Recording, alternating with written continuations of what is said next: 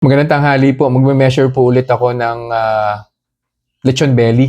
Sa dali ko po binili to. I think 2 months or 3 months ago, na-measure ko na po to, pero blood sugar increase po yung measure ko. So this time, blood pressure naman po. Kasi when I posted the review, no, marami po tinatanong kung kumusta naman daw po yung blood pressure. Baka daw po putok-batok or something.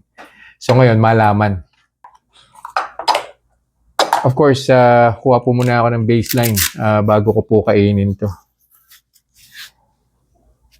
Yan.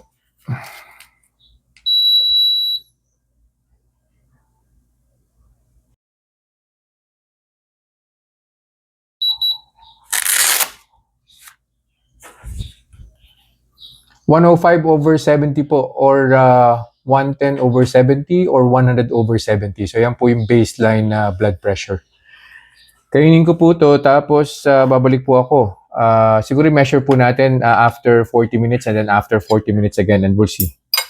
Ang kasama po niya is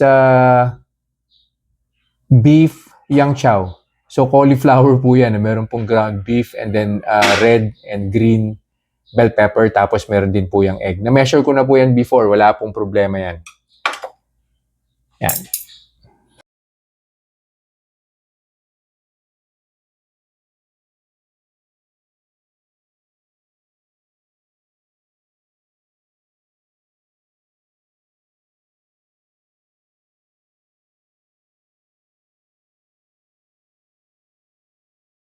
Conclusion na po tayo dun sa kinain kong lechon belly, which I bought from Dali.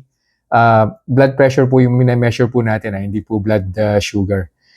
Nag-start po yung blood pressure ko 105/70. So pag ni-round off po natin yan, parang 110/70 po siya. And then after 40 minutes, 108/76 po. So pag ni-round off po natin yan, parang 110/80 po siya. So it's still within normal range. And then finally, after 40 more minutes, so mabot po siya ng mga 1 hour and 30 minutes, 1 hour and 40 minutes no, bago ko po in-stop yung monitoring. 118/84.